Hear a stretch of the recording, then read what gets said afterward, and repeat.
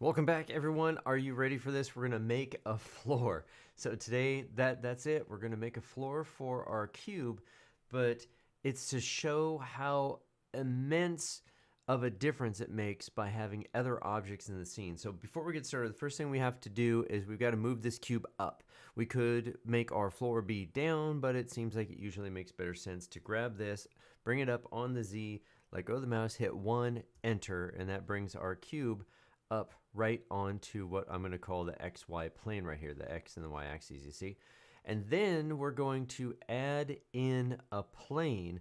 So our plane, remember, is going to go to our 3D cursor right here. So in some other video, I'll show you can move that around and it's perfect for placing things, but this is fine where we want it.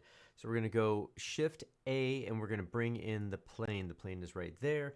And then we hit S to scale it and we're going to drag this thing out. But I'm going to undo that because I want to show you it while it's happening in render view. So you can see just again how dramatic of a difference this makes. This is probably a pretty good view right here. Let's kind of scooch in just a tiny touch and we'll add our plane back. So here's our plane right there. Now you ready? Watch this. So I hit scale on this and look at that. Just like that, our cube is quite a bit more realistic looking just by adding the floor, and the lighting that comes up from the floor from our other lights being reflected dramatically, well, changes the lighting we had before. And so I guess I don't want to completely say, look how amazing it looks. What it really means is we've got to go redo all of our lighting again now because everything is different. So I'd highly suggest that if you plan on building some kind of a stage or having your object in a scene, get that scene created and then spend the time on your lighting. So let's go see what this looks like in render.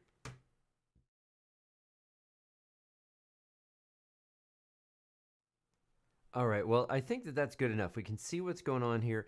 We've got a lot of issues here, but it looks a lot better or a lot more believable by having something to catch the shadows. So there's literally a thing called shadow catcher in this. But our plane is getting all the shadows from this, and you're also seeing the light bounce from the side here. The light is wrapping around the side as it was, but the color from the cube is getting reflected back down onto the floor. And again, that's a helpful item to have for, I guess, the reality of this object.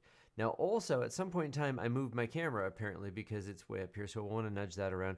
Another thing we can do in a moment is we can change or add. Remember how we added a material to the cube? Well, we can do exactly the same thing to the floor because the floor isn't a floor, it's just a plane. Everything, we're giving it names. It's just another thing that could have a material wrapped onto it.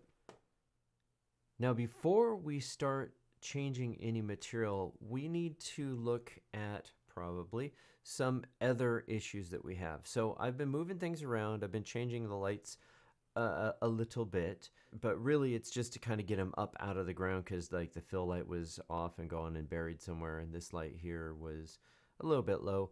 So then you're kind of looking at it going, okay, it's looking pretty good.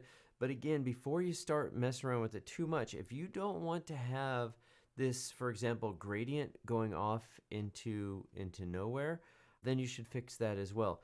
There is another stark issue that we see right now, and it was more evident towards the end of the last video, but we're seeing this darkness on the edges here, and we talked about that being reflections, right? So this is being reflections from the blackness above because we have a little bit of metallic on here.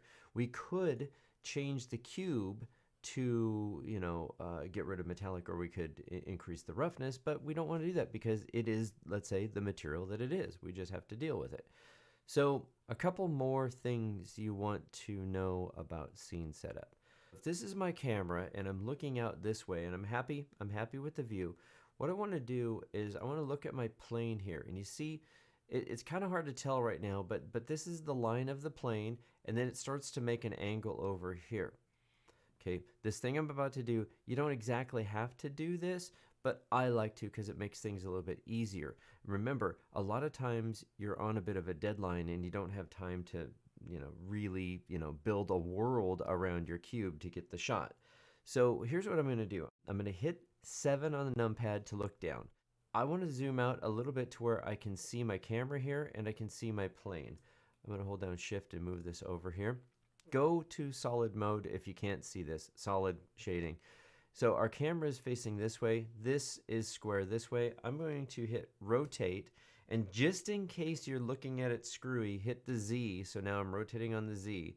And I'm going to move this so that the plane is lined up with the camera. So I want this back edge to be right across where, from where the camera is looking. So now if I look through the camera, that's that square edge right there. Why do I do this? Well, think about the drape that we have in a photo shoot. The backdrop, white, black, whatever that color is, they don't leave it square on the back of the wall. It's fabric and it drapes down in a curve, right? So watch this. We'll go to solid shading and we'll move everything around, and then we'll grab this back edge. We'll go pick your plane, go to edit mode, number 2, hit that edge, extrude up on the Z, bring it up a fair amount, and then go down here and pick this edge and bevel it and give it a fair amount of segments, okay? Probably something like that. Now, go back into object mode, right click, shade smooth, click it, fix your normals, and then go back to render mode into the camera, and now you see what you get. Now we don't see that just stark blackness. We are seeing more of this because we still have another problem here that we may deal with. So we've got so many options, and I just need to hit a few of them to get you started on this. So right now I've got this darkness out of my view because of that curve. So now let's go ahead and change the material for our plane.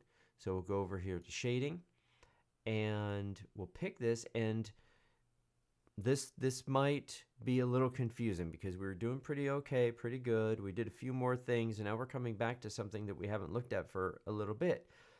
I am clicking on the background. Well, I'm clicking on the plane, and nothing's showing up, right? If I click on the cube, oh yeah, there it is. There's my BSDF. Okay, well, I have to make a new one, remember?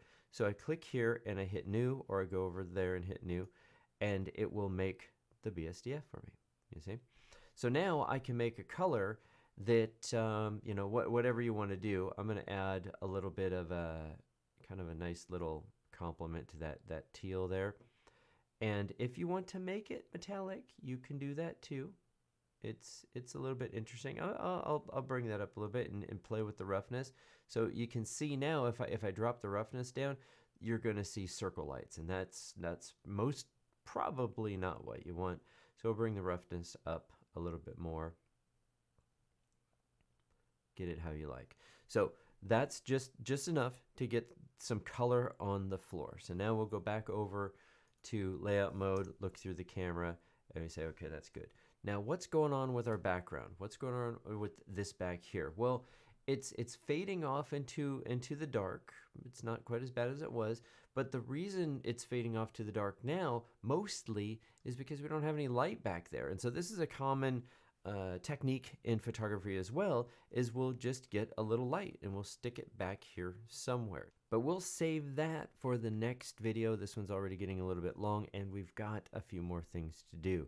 At least lighting, and probably a handful of, let's say, support objects to add in here to help make our scene look a little bit better.